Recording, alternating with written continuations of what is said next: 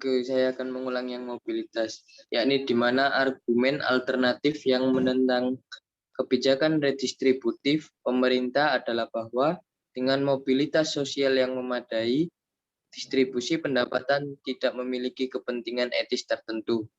Misalkan mereka yang paling bawah distribusi pendapatan atau anak-anak mereka akan menempati anak tangga yang lebih tinggi dalam tangga ekonomi di tahun-tahun mendatang.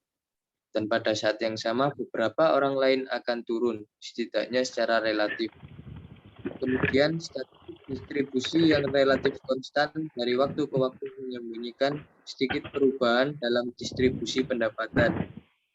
Bahkan jika orang-orang yang berada di bawah cukup miskin, mungkin bukan masalah sosial yang besar jika orang-orang yang ada di sana berubah seiring waktu. Dan yang ketujuh yakni korupsi, di mana suatu masyarakat tidak dapat berkembang secara ekonomi kecuali hak milik terjamin. Ini karena pertumbuhan membutuhkan investasi dan orang tidak akan berinvestasi jika mereka takut properti mereka akan dirampas, baik oleh orang lain atau oleh pemerintah. Ketidaksetaraan yang ekstrim memasuki cerita karena jika beberapa orang jauh lebih kaya daripada yang lain, mereka mungkin dapat menggunakan sebagian uang mereka untuk merusak pengadilan dan proses politik sehingga mereka dapat mencuri dari orang lain tanpa mendapat hukuman. Next.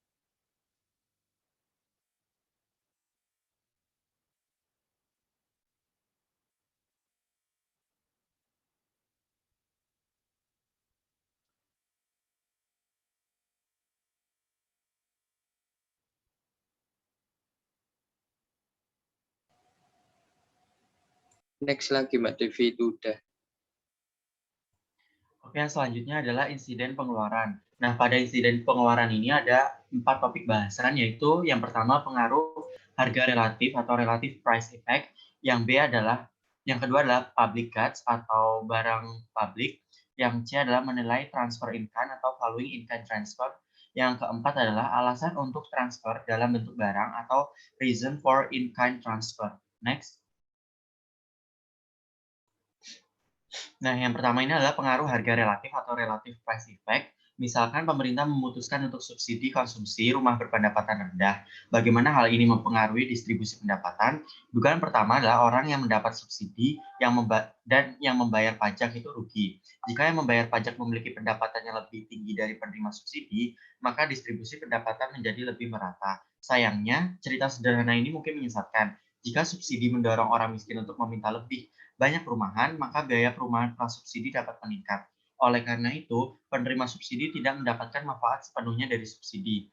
Tuan tanah menuai sebagian dari keuntungan, namun secara teoritis saja tidak dapat ditentukan berapa. Jika memang ada, harga rumah dinaikkan. Next. Yang kedua adalah public goods atau barang publik. Pengeluaran pemerintah yang substansial adalah untuk barang-barang publik yang dapat dikonsumsi secara bersamaan oleh lebih dari satu orang. Pasar tidak memaksa orang untuk mengungkapkan berapa besar mereka menghargai barang publik. Menurut Menchik 1991, meneliti implikasi distribusi dari pengeluaran barang publik seperti pertahanan menggunakan dua asumsi yang berbeda. Yang pertama, bagian keluarga dari tunjangan sebanding dengan pendapatannya. Yang kedua, bagiannya sebanding dengan jumlah orang di dalamnya. Next. Yang ketiga adalah menilai transfer in kind atau following in kind transfer. Tidak seperti barang publik murni, transfer dalam bentuk barang tidak dikonsumsi oleh semua orang. Namun demikian, sulit untuk memperkirakan nilainya bagi penerima manfaat. Asumsi yang tepat adalah bahwa $1 yang dibelanjakan oleh pemerintah untuk ditransfer bentuk barang setara dengan kenaikan dolar dalam pendapatan penerima. Next.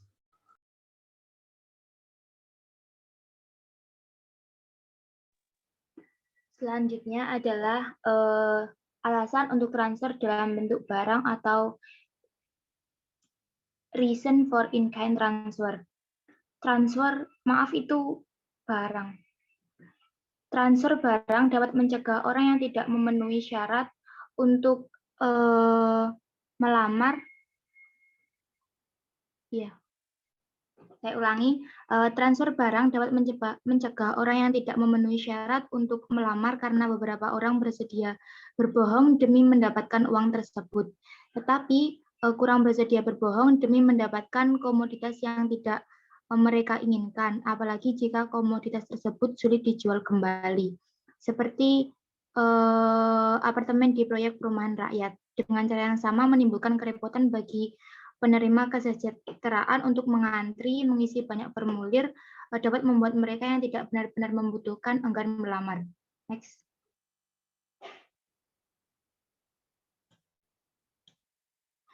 Selanjutnya, studi kasus analisis kontribusi pajak hiburan terhadap pendapatan asli daerah atau PAD Kota Palembang.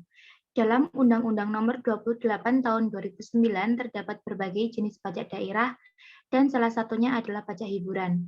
Palembang termasuk dalam daerah otonom. Program pembangunan daerah yang dirancangkan pemerintah memerlukan tersedianya dana yang besar. Dana ini di samping diperoleh dari bantuan pemerintah pusat, sebagian diperoleh dari usaha pemerintah daerah sendiri. Palembang juga tergantung pada sektor pariwisata. Salah satu penunjang pariwisata Kota Palembang adalah tersedianya berbagai fasilitas hiburan yang memadai seperti bioskop, diskotik, klub malam, bar, karaoke, biliar, panti pijat, refleksi, dan wisata air. Tersedianya macam-macam fasilitas hiburan semakin memanjakan para wisatawan yang datang berkunjung menikmati indahnya Kota Palembang. Bahkan masyarakat Palembang pun turut mengambil bagian dalam mempergunakan fasilitas hiburan yang ada. Semakin tinggi minat konsumen terhadap fasilitas hiburan, maka semakin tinggi pula pajak yang dipungut atas penggunaan hiburan tersebut. Hal ini sangat menguntungkan bagi pemerintah Kota Palembang karena pajak yang dipungut dapat meningkatkan PAD guna membantu pemerintah melaksanakan program pembangunan, kesejahteraan daerah, serta pembiayaan program kerja pemerintah daerah lainnya. Pajak daerah memiliki berbagai potensi untuk menjadi sumber penerimaan daerah. Salah satu potensi tersebut adalah pajak hiburan. Next. Potensi pajak hiburan merupakan salah satu sumber dari penerimaan pajak daerah di Kota Palembang. Pajak hiburan memiliki peran yang cukup besar terhadap pendapatan asli daerah. Secara umum, jika potensi pajak hiburan semakin banyak, maka pendapatan daerah yang diterima akan meningkat dan kontribusi pajak terhadap pendapatan asli daerah berpengaruh signifikan. Pajak hiburan di Kota Palembang memiliki realisasi penerimaan yang setiap tahunnya meningkat dan target penerimaan pajak hiburan tidak terpenuhi. Pertumbuhan pajak hiburan diharapkan dapat ditingkatkan sehingga kontribusi pajak hiburan dapat mendapatkan hasil yang optimal. Potensi yang ada di Kota Palembang khususnya sektor pajak hiburan agar dimanfaatkan secara optimal. Bagi Badan Pengelolaan Pajak Daerah atau BPPD,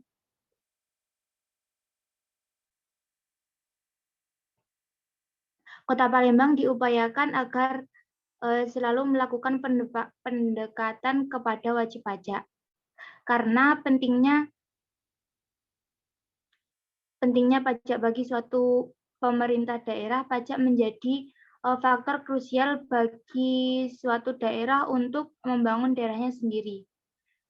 Dapat diketahui bahwa kontribusi pajak terhadap pajak daerah tahun 2016 sampai dengan tahun 2018 berkisar antara 3,21% sampai 4,21%. Dari tahun 2016, kontribusi pajak hiburan selalu mengalami peningkatan baik di tahun 2017 maupun di tahun 2018. Pada tahun 2017, kontribusi meningkat dari tahun sebelumnya sebesar 0,48%, yaitu dari 3,21% menjadi 3,69%. Sedangkan pada tahun 2019, kontribusi meningkat sebesar 0,52%, yaitu dari 3,69% menjadi 4,21%. Rata-rata kontribusi yang diberikan pajak hiburan terhadap pajak daerah selama tahun 2016 sampai dengan tahun 2018 adalah 3,70%. Sedangkan kontribusi pajak hiburan terhadap pajak daerah terbesar terjadi pada tahun 2018 dengan kontribusi 4,21% dan kontribusi terkecil pada tahun 2016 16 dengan kontribusi sebesar 3,21%. Rata-rata kontribusi pajak hiburan terhadap pajak daerah di Kota Palembang sebesar 3,70%. Ini berarti kontribusinya terhadap pajak daerah sangat kurang karena berada di persentase 0,10%. Next. Oke, tolong Baik. kembali ke atas ya. Saya akan menjelaskan apa itu tentang social security dan income distribution. Artinya begini, ketika kita berbicara tentang jaminan sosial, itu pasti berbicara tentang bagaimana meningkatkan kesejahteraannya masyarakat. Baik dari segi kesehatan, baik dari segi pendidikan, maupun dari segi yang lain, begitu. Oke, social security ini biasanya hanya menyangkut dua, teman-teman, yaitu biasanya cenderungnya kesehatan, kemudian ada pendidikan, dan jaminan hari tua, biasanya cuma 3 ya. Dan itu seharusnya hari ini itu dipenuhi oleh pemerintah. Misalnya, tarif BPJS itu seharusnya tidak naik, tetapi kenyataannya kita naik seperti itu. Itu harusnya dijamin oleh pemerintah sesuai dengan Undang-Undang Dasar bahwa kesehatan itu merupakan tanggung jawab negara, seperti itu. Oke, itu ya gunanya social security. Di mana-mana pun kalau kalian melihat berita, even di negara maju, social security-nya itu nggak naik tarifnya. Jadi mereka tetap bahkan dienolkan karena untuk menolong warga masyarakatnya agar tetap sehat, seperti itu. Oke, next. Oke, ini ya. Jadi fungsi social security itu ada fungsi keselamatan, fungsi kesehatan, fungsi untuk dia bisa survive di kemudian hari, maka dibentuklah jaminan sosial, begitu ya. Jaminan sosial di Indonesia itu ada 2, ada BPJS Kesehatan yang dulu Askes namanya, yang satunya lagi adalah jaminan ketenagakerjaan yang dulu namanya Jamsostek, begitu. Oke, kemudian fungsi-fungsinya saya kira sudah tahu ya, karena untuk kemudian kita bisa survive itu artinya bertahan hidup, baik dari segi kesehatan, pendidikan, maupun ekonomi, maka dibentuklah sebuah jaminan sosial, seperti itu. Oke, next saja. Oke, dananya dari mana sih untuk jaminan sosial? Nah, jaminan sosial itu dananya dari APBN, sesuai dengan teorinya ya, bahwa pemerintah itu menyediakan dana yang memang khusus untuk menjamin bahwa manusia-manusia Indonesia itu dalam kualitas yang baik gitu. Oke, karena salah satu ciri dari negara yang maju, negara yang baik adalah jaminan sosialnya berupa jaminan kesehatan, jaminan ekonominya itu terjamin. Dijamin oleh siapa ya? Negara. Siapa operatornya? Operatornya dan pelayannya adalah pemerintah, begitu. Oke. Kemudian kalau misalnya ada keselewengan dan seterusnya, itu hendaknya diselesaikan, gitu ya. Oke, next. Efek social security. Nah, efek social security ini sebenarnya mengefek pada produktivitas teman-teman. Misalnya begini, kalau Anda sehat, ya pertama Anda sehat, kemudian Anda bisa bekerja. Nah, Anda bisa bekerja ini tentunya butuh pengetahuan, makanya ada asuransi pendidikan. Harusnya ada sih asuransi pendidikan. Oke. Maka ketika Anda diberikan uang begitu ya untuk meningkatkan kesehatan, Anda diberi jaminan untuk meningkatkan kesehatan, meningkatkan pendidikan, maka akan tercipta produktivitas. Logikanya seperti itu. Kalau produktivitasnya naik, maka output produksinya itu akan naik. Logikanya seperti itu ya teman-teman. Maka pertumbuhan ekonomi yang dicapai itu akan terlaksana sesuai target seperti itu. Itu dari jaminan sosial. Jadi kenapa jaminan sosial ini harus disediakan pemerintah? Yang pertama, biayanya lebih murah untuk masyarakat yang tidak mampu. Ketika masyarakat tidak mampu itu berobat atau misalnya mengklaim uang yang ada di pensiunan di BPJS Kesehatan itu langsung bisa, misalnya saja berobat. Kalau berobat, masyarakat miskin itu digratiskan, maka mereka tidak ada beban untuk membayar. maka kesejahteraannya mereka secara kesehatan akan terjamin. Nah, fungsinya seperti itu teman-teman, jaminan sosial. Jadi untuk meningkatkan kesejahteraan, kalau misalnya dia di kesehatan dari segi kesehatan, kalau di pendidikan dari segi pendidikan, kemudian kalau dari segi ekonomi meningkatkan kesejahteraan ekonominya. Begitu. Oke, next. Oke, ini perilaku penyimpangan ya. Perilaku penyimpangan itu menyatakan bahwa harus ada begini. Oke, jadi begini. Kenapa konsep jaminan sosial ini ada? Khususnya untuk jaminan ketenaga kerjaan itu berasal dari begini. Kamu ingin hidup survive di masa depan atau ingin foya-foya hari ini. Ketika kita memutuskan untuk survive di masa yang akan datang, misalnya kita nggak tahu apakah kita sakit, kita nggak tahu apakah kita mengalami musibah seperti itu, kita nggak tahu misalnya apakah, mohon maaf ya, mengalami kebangkrutan, maka jaminan sosial ini menolong Anda untuk hal tersebut. Kenapa harus ada jaminan kesehatan dan jaminan pensiun? Kalau jaminan pensiun ini lebih ke arah bagaimana di masa tua itu kita masih berpenghasilan seperti itu. Dan untuk yang kesehatan ketika di masa tua pasti ya sering sakit dan seterusnya. Nah, dijamin oleh yang namanya jaminan sosial bidang kesehatan. Seperti itu teman-teman. Jadi kenapa harus ada jaminan sosial? Ya seperti yang saya sudah sebutkan tadi, karena untuk menolong Anda, menolong masyarakat agar dia bisa survive, bisa sejahtera di masa hidupnya gitu. Oke, next lagi.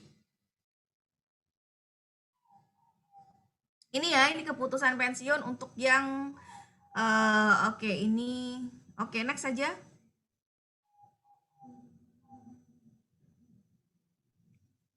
Next. Nah, oke, ini bisa dilihat ya, ada payment grafiknya Mas, ada tax revenue. Oke.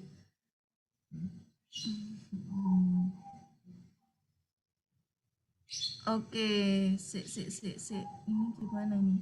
Ada satunya lagi saya kira, yang di pendidikan itu ada gambar yang menyebutkan ini loh, kalau misalnya pendidikannya apa sih namanya, pakai jaminan sosial, satunya enggak, ada nggak gambarnya? Nggak ada ya?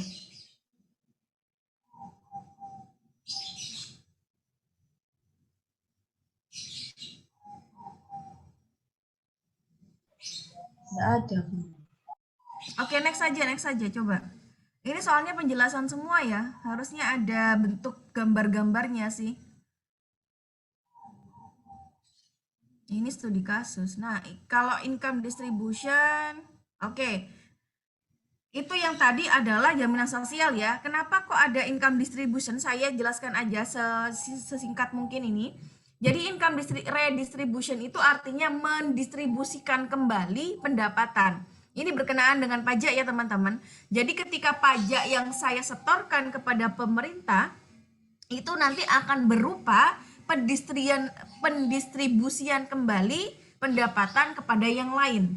Bisa berupa BLT ya, program-programnya pemerintah, bisa berupa jalan raya, dana BOS, dan seterusnya. Itu namanya redistribusi pendapatan. Jadi mendistribusikan kembali pendapatan yang diperoleh dari pajak kepada yang berhak menerima, seperti itu.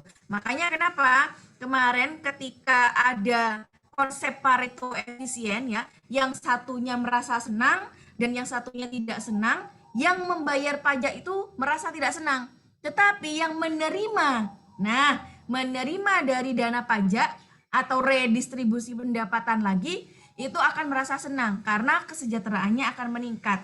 Akan terbentuk yang namanya di Pareto efisien itu income redistribution. Artinya mendistribusikan kembali pendapatan dari pajak kepada orang-orang yang berhak atau kepada program-program yang dibiayai oleh pajak yang gunanya adalah untuk meningkatkan kesejahteraannya masyarakat. Seperti itu. Oke, konsepnya seperti itu ya teman-teman. Next. Oke, ini saya kira sudah ini ya, Anda sudah paham gitu, karena untuk mengurangi kemiskinan. Oke, next next saja. Oke. Oke, Oke, ada pertanyaan nggak? Sebentar, berhenti di korupsi itu, Mas. Ada pertanyaan dari teman-teman kelompok 3 dan teman-teman yang lain? Ada pertanyaan? Halo? Ada Bu, ada. Ada Bu, ada. Oke, Mas, suaranya kurang kencang. Baik Bu, sekarang sudah jelas. Belum, Mas, belum. Halo? Ya, silakan, Mas. Ya, tadi Assalamualaikum warahmatullahi wabarakatuh. Izin bertanya Bu. Jadi mengenai BPJS kan tadi seharusnya kan BPJS itu tidak naik ya Bu. Yang kemarin saya baca menurut berita kemarin itu jadi untuk menutupi Bu, untuk menutupi utang atau apa gitu, lupa gitu. Jadi seperti itu Bu. Nah, terus untuk yang BPJS ini sepertinya ini belum bisa diterima oleh semua rumah sakit di Indonesia begitu Bu. Soalnya banyak kasus-kasus BPJS ditolak begitu Bu. Ada ibu lahiran juga ditolak pakai BPJS begitu. Jadi apakah dari yang salah itu apakah dari pemerintahnya atau dari mananya begitu Bu yang saya tanyakan. Terima kasih Bu. Oke, terima kasih Mas Zaki. Begini ya, pengelolaan BPJS atau pengelolaan APBN, karena BPJS ini kan dananya pasti berasal dari APBN ya. Kita itu kurangnya, pemerintah sekarang itu adalah good governance, transparansi, akuntabilitas, kemudian ada lagi tuh, ada beberapa ya. Silakan Anda cari kata-kata governance, di situ kita kekurangan sekali ya. Utamanya adalah kejujuran dan keadilan gitu ya. Ketika masyarakat miskin misalnya meminta haknya untuk berobat kemudian dipersulit, berarti kan konsep keadilan sosialnya nggak tercapai itu ya. Konsep transparansinya tidak tercapai. Itu salah pengelolaan Mas Zaki ya, baik dari oknum pemerintah maupun oknumnya misalnya ada di rumah sakit seperti itu. Dan beberapa hal yang perlu saya jelaskan, dana BPJS itu seharusnya tidak naik ya, karena ini merupakan social security atau jaminan sosial yang memang merupakan hak Anda sebagai warga masyarakat, karena semuanya sudah dijamin oleh negara seperti itu. Seharusnya nggak naik gitu ya. Jadi mungkin pendapat saya karena salah pengelolaan, salah dari governance-nya gitu, tidak menerapkan yang namanya prinsip-prinsip governance atau prinsip-prinsip kejujuran, keterbukaan, transparansi gitu ya. Itu saja mungkin dari saya Mas Zaki. Baik Bu, terima kasih Bu atas jawaban yang diberikan Bu. Oke. Kemudian kenapa kok ada korupsi dan seterusnya tadi ya teman-teman? Itu karena salah pengelolaan ya. Ada tuh yang tadi bertanya, kok bisa itu dikorupsi itu bagaimana gitu kan, dari keuangannya. Ingat ya, ketika ada di kementerian, bukan di Kementerian Keuangan terus dikorupsi, enggak. Ketika uang itu sudah disetorkan kepada masing-masing kementerian, nah maka itu menjadi hak kementerian untuk mengelola. Bagaimana cara mengelolanya agar baik dan benar, maka tadi prinsip-prinsip governance, kejujuran, transparansi, prinsip keadilan itu yang tidak ada di kementerian-kementerian kita. Gitu ya teman-teman. Jadi jangan salah bahwa bukan dari Kementerian Keuangan terus dikorupsi, enggak. Ketika sudah disetorkan kepada kementerian, kemudian salah kelola misalnya seperti kasusnya Bansos, itu karena tidak adanya kejujuran di situ, tidak adanya keterbukaan atau transparansi. Ingat ya, ada politik demokrasi representatif, ada rent seeking, di situ mencari keuntungan. Rent seeking itu bentuknya banyak ya, salah satunya adalah korupsi ini ya. Silakan Anda baca tentang rent seeking. Kemudian kenapa kok ada rent seeking Bu?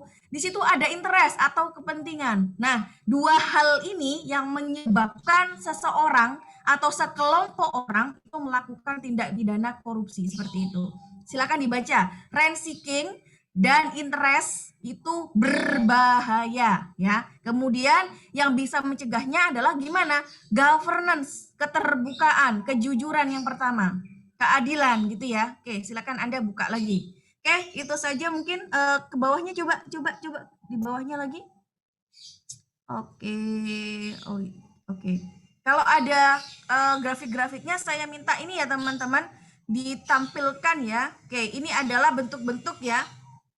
Bentuk-bentuk dari jaminan sosial, ada BLT juga ya, transfer in apa namanya tadi, transfer in oke, valuing in kind transfer gitu ya.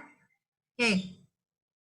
Jadi bentuknya banyak ya, ada food stamp, kemudian ada cash transfer. Cash transfer itu sama dengan BLT. Itu termasuk dalam program jaminan sosial sebenarnya ya, untuk meningkatkan kesejahteraannya masyarakat miskin. Oke, itu saja mungkin yang bisa saya sampaikan. Ada pertanyaan lagi selain Mas Zaki?